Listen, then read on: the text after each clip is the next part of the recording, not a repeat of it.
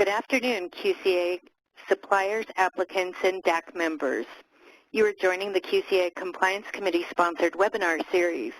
My name is Dee Fenton, the Executive Director for Compliance. With us today is Sue DeRagon of Asia Inspection.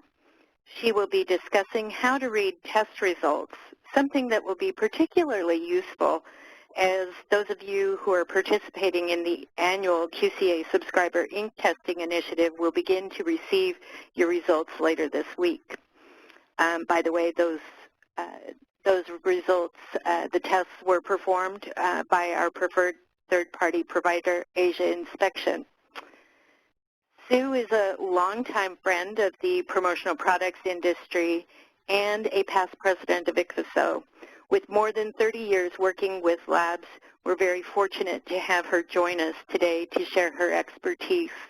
Sue, thank you so much for joining us today. Great. Thank you, Dee.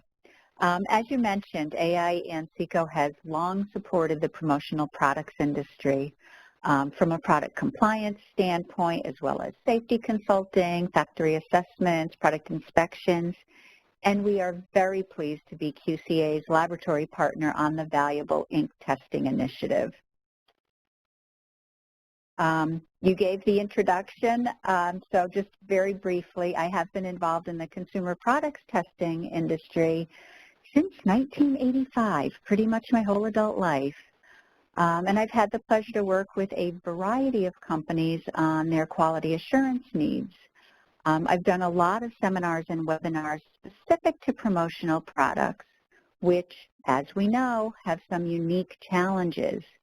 And QCA's ink testing program can help with some of those challenges, which we'll discuss. So we're going to start with an overview of the program and discuss the applicable regulations which cover not just the U.S., but also Canada and Mexico. The QCA program is a North America program. Composite testing is allowed under certain conditions, and we'll discuss those. Component testing is really the basis for the ink testing allowance to certify compliance of the finished product based on testing of the components, such as the paints and inks. And then we will get into the details of a test report. What should be included and why, what to look for if you're reviewing a report, and then just briefly discuss how to fully use your accredited third-party lab beyond the simple compliance testing. So let's get started. QCA initiated the ink testing program in 2012. Paint and similar surface coatings had long been regulated in the United States, with lead limits dating back to the 1970s. But, as you may recall, in 2007, there were an unprecedented number of recalls due to high lead content in paint, and CPSIA, the Consumer Product Safety Improvement Act, was enacted in 2008. Third-party testing for lead in paint, along with some other tests, became mandatory. Canada and Mexico also have their own mandatory regulations for chemical compliance.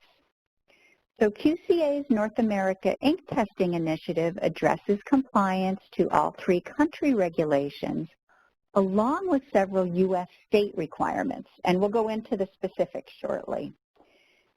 The value of the program is that it makes compliant inks available to the promotional products industry. I mentioned that promotional products have some unique challenges, one of which is the fact that products without decoration are often imported, and then they're decorated in the U.S. based on specific customer orders.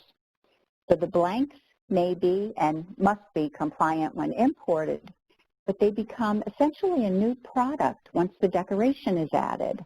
And so it's critical that the painted decoration also be compliant. Making compliant inks available to the promotional products industry essentially eliminates the risk of non-compliant decoration, and it eliminates redundant and unnecessary testing of the inks, which may otherwise be done by each distributor or decorator for each order over and over again. Many of the regulations we'll discuss are targeted at children's products. And children's products, as defined by CPSIA, are consumer products intended primarily for use by children 12 years of age and younger. And there's a variety of factors to help determine if an item is a children's product. Artwork, the decoration applied to a product, is one factor to consider. A metal pail is often considered a general use product. The pail manufacturer is likely just making a pail, not a children's product. But the addition of a children's theme, such as Dora the Explorer, makes the pail a children's product. Children's product, including the painted decorations, require the third-party testing in order to certify compliance. Many of the regulations in the QCA program are targeted at children's products. And with few exceptions, the CPSIA requires annual testing of children's products to help ensure continued compliance. And so the QCA program follows this annual testing rule. So here is the list of the U.S. regulations that are addressed by the QCA testing. You'll notice the first three are the CPSIA chemical requirements. Total lead in paint, additional heavy metals required for toys, and phthalates, which apply to toys and child care articles. Phthalates are plasticizers that may be added to plastics as well as paints and other surface coatings to make them pliable. Also included in the QCA program are heavy metals requirements of ASTM F2923, which is the industry standard for children's jewelry. And then there are the various state regulations listed here. Non-compliance to some of these regulations, such as Prop 65 and the Illinois Lead Poisoning Prevention Act, would necessitate inclusion of a pretty onerous warning statement with the product. And the other state regulations would simply ban products from being distributed in those states if the chemical content exceeded the limits. So a lot of U.S. regulations are covered in the QCA program. Canada also has specific regulations addressing lead, mercury, and other heavy metals in surface coatings on toys and other consumer products. So these regulations are listed here. And Mexico restricts lead and other heavy metals used on toys and school supplies. So testing within the parameters of the QCA program covers numerous regulations. When CPSIA was first enacted, testing was required on finished products, which meant a lot of redundant testing, with companies repeatedly testing the same inks used on various finished products. As the Consumer Product Safety Commission continued to implement the law, they fine-tuned some of the testing aspects in ways that continued to require the product safety, no lessening of safety, but within reasonable testing allowances. One major common sense approach is the determination that component and composite testing could be performed within certain parameters to allow for certification of the finished product. Details of these requirements are included in 16 CFR 1109, conditions and requirements for relying on component part testing to meet testing and certification requirements. And you'll note that the component part testing in subpart B is specific to chemical testing, lead and other heavy metals, and phthalates. So let's start with composite testing. Composite testing allows more than one paint to be tested in one analysis, as long as the test procedures ensure that no failure to comply of any one of the samples in a composite goes undetected. So to that end, AI will composite up to 3 inks per composite analysis, and this is really standard industry practice. Total analysis is performed. Now you may recall that some of the regulations are for soluble heavy metals. But as long as the total result is below the soluble limit, the paint complies with the soluble regulations. You can't be leaching out any more than the total amount of a metal. It's important to note that the tested inks must be formulated as they would be used for the finished product, because we're testing these inks as a means to certify compliance of the finished product. So this includes any thinners, hardeners, solvents, and any other additive that's used to apply the paints to the finished product. While the colors within a composite do not have to be like colors, they should be within the same series.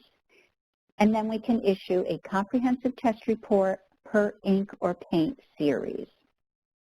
And a composite analysis can help save time and money because it can reduce the total number of analyses needed. However, if the result of a composite is close to a specified limit for heavy metals or for phthalates, then testing of the individual paints or even testing of the individual auxiliaries may be needed, so more time and money. But overall, composite testing is a good approach. And you'll see when we look at the example report how the composite testing really worked out well. Component testing allows for certification of compliance of the finished product to be determined using results of certain components that have been tested. So for example, rather than having to scrape the surface coatings off a finished product and testing the surface coatings for chemical compliance, it's allowed to test the individual paints and surface coatings for compliance and use those results to certify compliance of the finished product. And this is really the basis of the QCA ink testing initiative. As with the finished product, testing must be performed by an accredited lab using the required test methods and sampling protocols. The component must be identical to the component being used on the finished product. Thus, the requirement that any auxiliaries to be used with the paint or ink must be included in the chemical testing. There has to be traceability of that specific component to the finished product. And there must be nothing in the manufacturing process that could affect the compliance of the component of the paint or the ink when it's added to the finished product. Because remember, it's the finished product that has to be compliant. I do have to share a real-life example regarding contamination when applied to the finished product.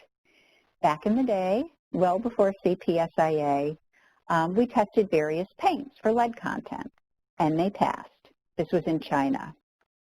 We then tested the same inks after they were applied, screen printed to shirts, and we found that the inks exceeded the lead limit. How can that be? So we did a root cause investigation to determine how the inks could pass lead limits as a component, but then have high lead levels after being applied to the shirts. And we found that the screens that were used for screen printing of the shirts were cleaned periodically, as they should be, but using leaded gasoline. And so the first few shirts that were printed after the screens were cleaned had high levels of lead. An example of where component testing did not work in this case because of the cross-contamination.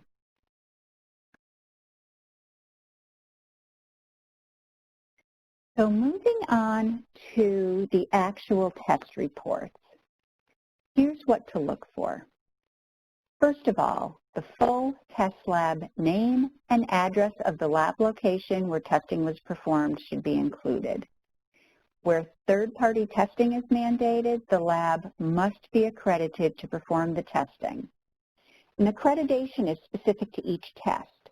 So the lab must be accredited, for example, for lead testing and for heavy metals testing and for phthalate testing. There is a list of accredited labs on the CPSC website, and you can search based on the specific test. There are over 300 accredited labs in several countries. With the QCA program, AINCECO is the designated test lab, and yes, we have the appropriate accreditations. The test report must be on company letterhead and signed. A unique test report number is usually assigned. We always assign one, and that helps with the traceability. And the dates should be included. Dates the samples were received, dates of testing, date of the test report. With regards to timing, test results for an individual sample are typically available within 5 to 7 business days. When several samples are submitted at the same time, such as a series of inks, the turnaround time for test results is estimated not to exceed 15 business days. So here is an example of the components we just discussed, taken from an AINCECO test report. The company letterhead, and there's a report footer. The accreditation information in the upper right corner, the unique test report number, dates, number of pages in the complete test report, and signed by an appropriate lab person.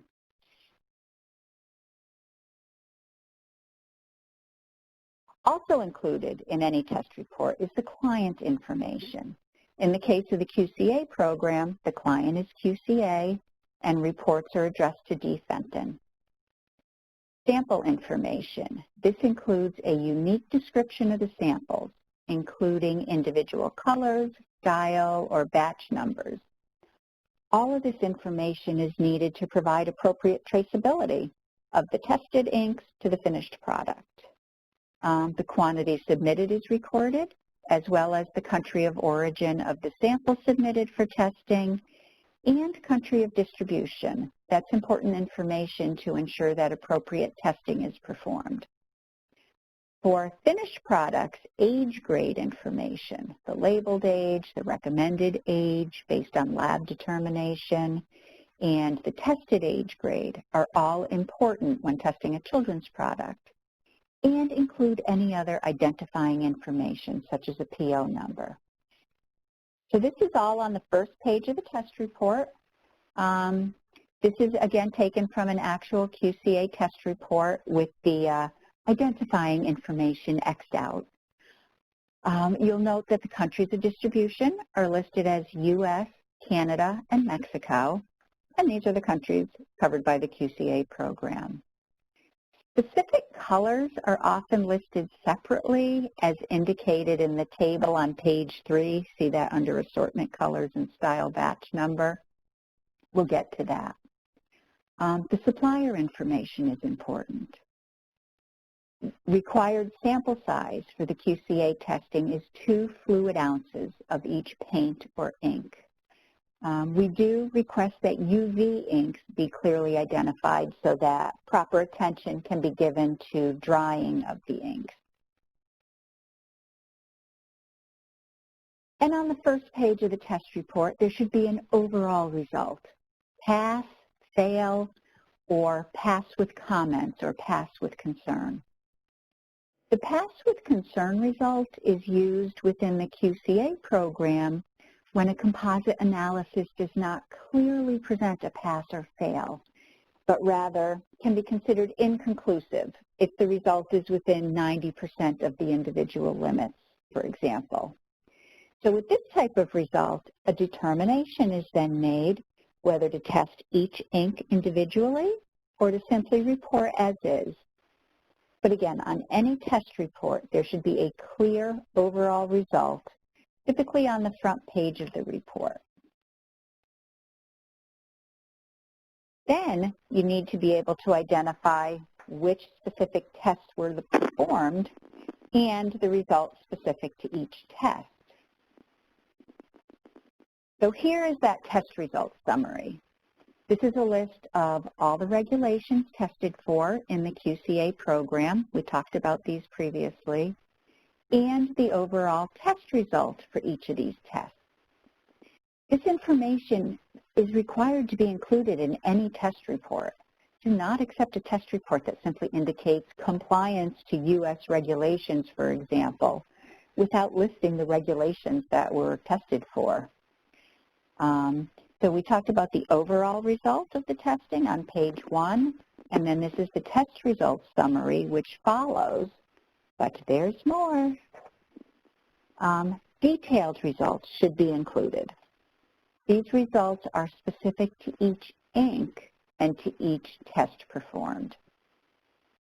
The detailed results should include the test method and the equipment used, because remember, there are specific accepted test methods. And you need to know the actual numeric value of the test result, just not a pass or fail.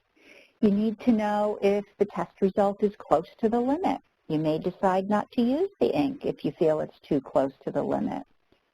Or regulations may change and a new limit identified.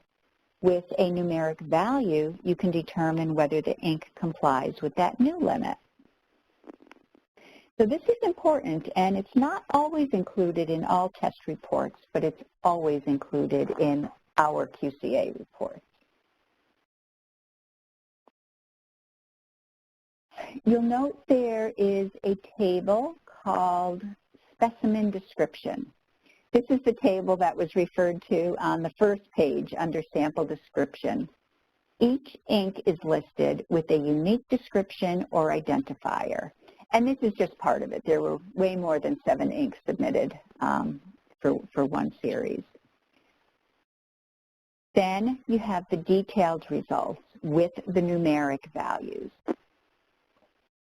And I want to point out the specimen number in this detailed results table. You'll note that composite testing was performed. The first result is for inks 1, 2, and 3, referring back to the specimen description table. That's the yellow, blue, and gold inks. And the results of this composite is ND, none detected. With any test equipment, there is a detection limit. That's the lowest amount that the equipment can identify. So in this case, excuse me, the detection limit is 20 parts per million for most of the heavy metals and 50 ppm for selenium. None of the tested heavy metals was found to be present above these limits, so the result is reported as not detected. That is good. You really can't ever say 0 because the equipment will always have some type of limit below which you just can't identify. The detection limits are well below the acceptance limits, which is indicated in the last column of this table. Testing of the second composite, inks 4, 5, and 6, did find some barium, 65 parts per million, well below the limit of 1,000 ppm. You may remember that the first page of this report indicated a total of 28 pages. There are individual charts for each of the composites tested and each regulation. And again, there's many more inks. I just cut 7 of them from the specimen description. And note the conclusion at the bottom of each table that provides the result for each composite and each test. And there should be photos of the test samples that clearly identify the products submitted for testing. Our photos always include a dimensional scale, not really so critical for cans of ink, but important for other products. And there should be photos of any packaging that's included and will be provided to the consumer, along with instructions, slip sheets, any other information that the consumer receives. Again, that's not really applicable to the ink testing program, but it's important for other types of product. We talked briefly about some instances when retesting may be required. If there's a fail result, retesting may be automatically performed. We recommend that a corrective action plan be implemented to determine the root cause of the failure. This is what we did with the China example that I talked about. You don't just want to keep testing until you find samples that pass. You want to know what caused the failure so that it can be corrected. because, you know, any testing that's done on X number of samples is supposed to provide confidence that the entire lot complies. We discussed inconclusive results of composite testing, which may require each individual component of the composite to be tested to determine which of the components, if any, fails to comply. Another time additional testing is needed is if there's a material change, whether it's a new raw material or raw material supplier, a new auxiliary or auxiliary supplier. A change in the equipment may necessitate some additional testing, or in the preparation or processing, anything that could affect the compliance of the tested sample. I mentioned the annual testing requirement for children's product, and annual testing really is best practice for any test program. QCA follows this annual testing requirement. And if you receive customer complaints that may be related to the compliance of a product, you may want to perform some additional testing. For example, if someone used an XRF on product and claimed that the inks had high lead, you could test the finished product to confirm if, in fact, there is a high lead content, which would lead to a corrective action assessment if high lead was found. So these are some examples of when additional ink testing or retesting may be required. And lastly, I just want to remind everyone that third-party labs such as AIE and SECO can assist with far more than the basic regulatory testing. In the children's product world, age determination are important. In the promotional products industry, this includes a determination of whether the finished product may be considered a children's product versus a general use item. Hazard identification can help identify potential hazards that may not be addressed by the standards and regulations. The standards and regulations really are the minimum requirements, and hazard identification takes into account injury and incident data, recalls, consumer complaints, and other resources. The labs do provide regulatory updates. If you haven't already done so, we recommend you sign up for AI's monthly regulatory recap newsletters, and individual updates can also be provided. And from a QC standpoint, there's factory evaluations, product inspections, random sample selection, which can just help ensure consistently compliant and acceptable product. So just please consider looking beyond just the regulatory testing when working with your lab. And the QCA program, as you know, goes well beyond the regulatory testing. And this completes the presentation portion of the webinar. I've included the U.S. and Asia contacts here for the QCA ink testing initiative, as well as my contact information. And Dee, I think we'd welcome any questions. Great. Pardon me. Thank you, Sue. Great information for all of us. For attendees, you may have noticed that we've changed the webinar host platform.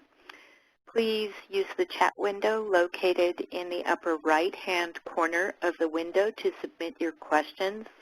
Alternatively, pardon me, you may email your questions to me at dfenton@qcalliance.org.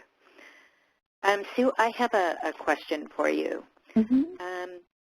Would a lab test for EN71 be acceptable for my distributor in lieu of lead testing for CPSIA? So EN71 Part 3 is specific to the migratable, the soluble heavy elements. Mm-hmm. So from a soluble heavy metal standpoint, yes, that would be acceptable. However, the U.S. includes a total lead requirement that's not included in EN71. So you would have to ensure that the total lead content is within the acceptable U.S. limit.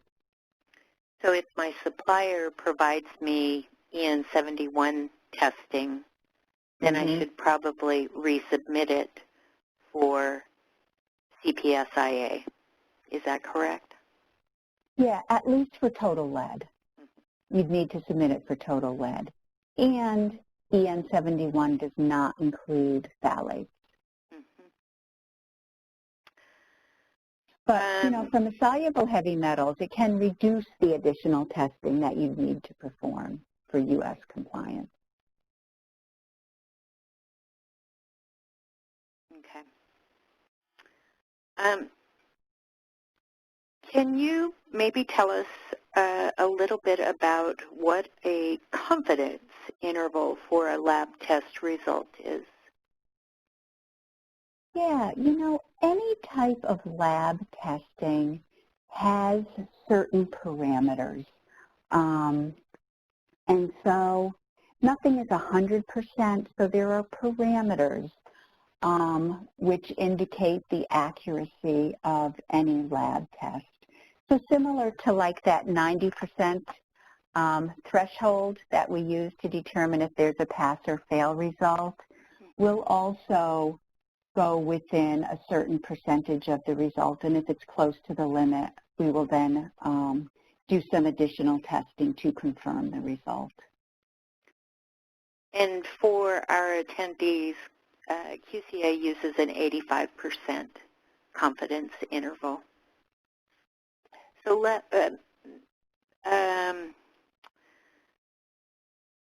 so if I received a pass with concern, then that would suggest that it had actually gone, the test result was outside of that parameter. Is that correct?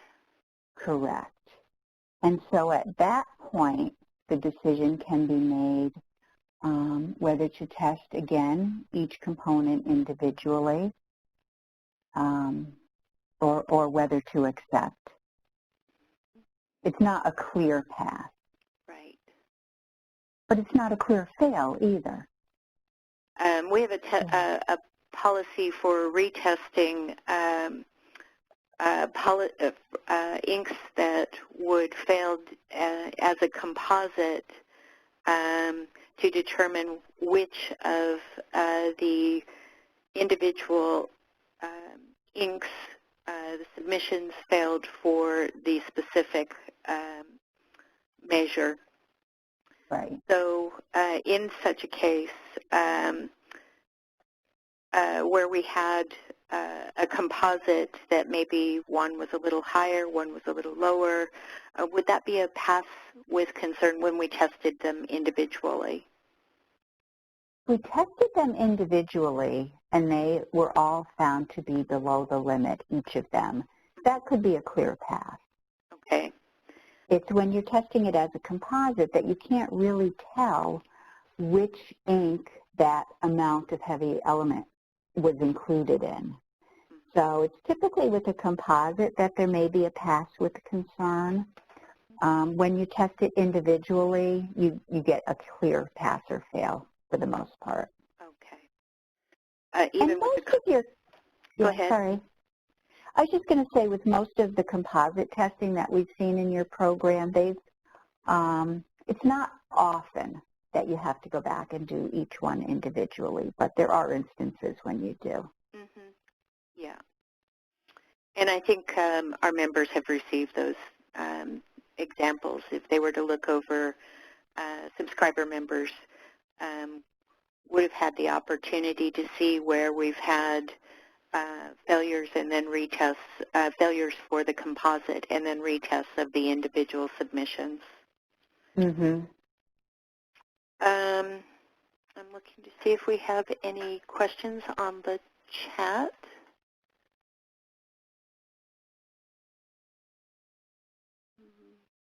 Okay.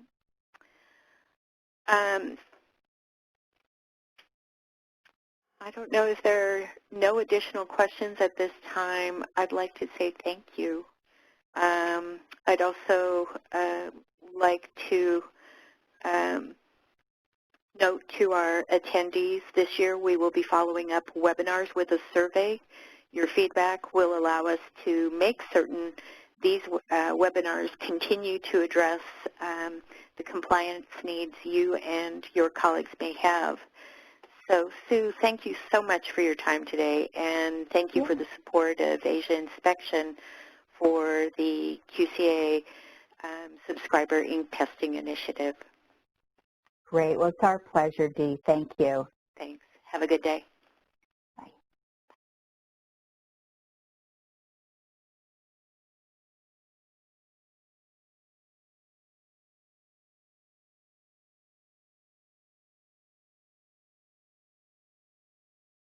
The chairperson has